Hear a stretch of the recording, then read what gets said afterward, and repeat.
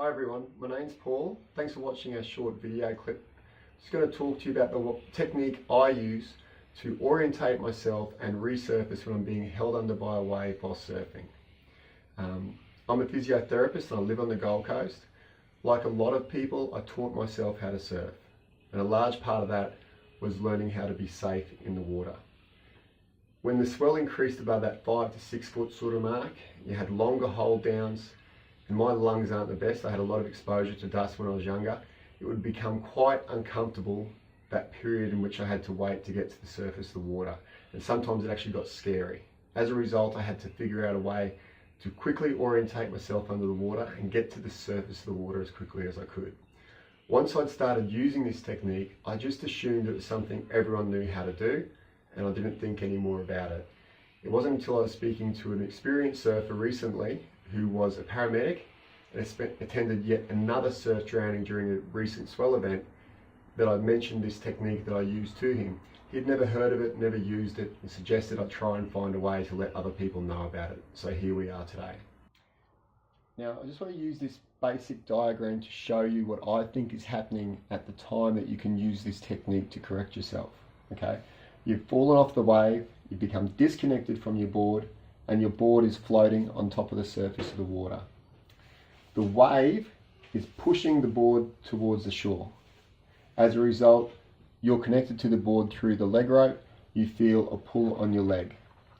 A lot of people at this time, or beginners, would panic. They think they're being pulled under and they'll start to swim in this direction.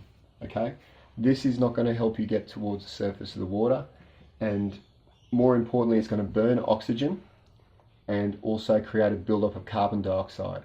It's that buildup of carbon dioxide that will make you want to breathe.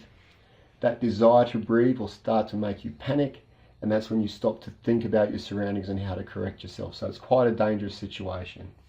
The people who are a bit more experienced may realize that their board is floating and will try and swim towards it to get out of the water.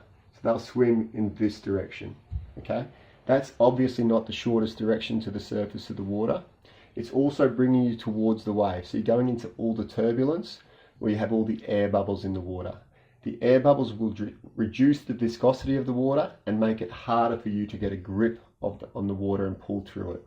So what we need to do is find out a way to go this way and to get there quickly. And that's what this technique does. Okay, so we've covered why we're preparing this video. We've shown you the situation in which you can use it on the diagram. Now I just want you to show you what you actually do with the leash in order to orientate yourself and get out of the water. Now those of you very observant may see that I'm using a comp leash for this one.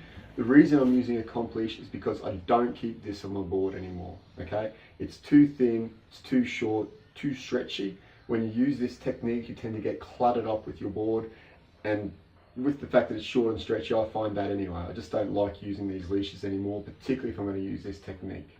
Okay, so you're under the water, you felt a pull through your leash, you know your leash is going to the board, which is on top of the water, so you have an idea of which way is up.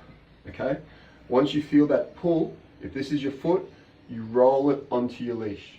As soon as you get your foot over your leash, this is the outside of your foot, so you're rolling it outside of your foot onto the leash. The tension is going through the outside of your foot. You know the outside of your foot is pointing downwards and that you're lying on your side. And as a result, the inside of your foot is pointing up towards the surface. So if you roll that foot onto the leash, feel the tension, and then push down through your foot so that the leash comes up into the instep of your foot, the angle on that leash will change, giving you more of an idea of which way true vertical is, or straight up. So you push down, you'll get more and more orientation, but the tension in the leash will actually start slingshotting you towards the surface of the water. If you're using a leash that is about the same length as your height, by the time you get completely straight with your leg and back, you've got to be pretty close to the surface of the water. So it's a really good idea to bring your hand above your head as you do this technique so you don't hit your own board.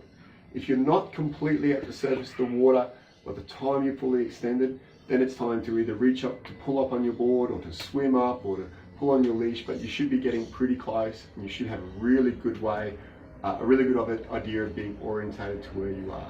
We're just going to do a brief summary of this maneuver in the next clip, showing you how to attach the leash to your leg and how to use it on your leg. Now, I'm very pedantic about how I attach my leash. When I attach it, I want to attach it to the thinnest part of my ankle.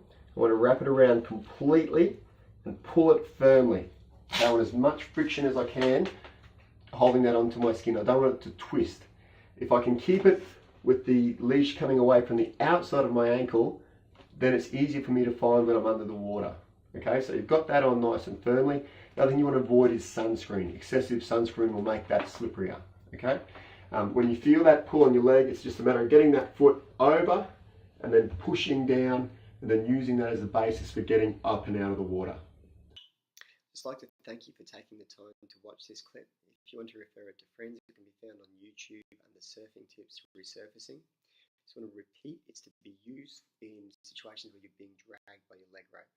It will not help you in that initial impact phase where you're being churned through the water by the force of the wave. At that point in time, you have to use whatever safety techniques you're already using.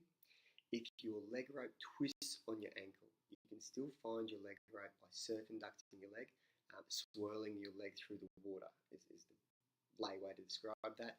A bit like the wax off maneuver from Karate Kid. Okay, I've mentioned leg rope length several times. If you're a Malibu surfer and you have a longer leg rope, it will affect the outcome. You're not going to get as close to the surface of the water. If you're someone who wears a leg rope up around your knee, it may not be the right technique for you.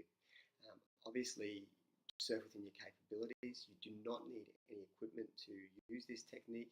You do, however, have to be surf fit for the conditions that you're surfing in order to be able to employ it. Okay. Thank you for your time and be safe.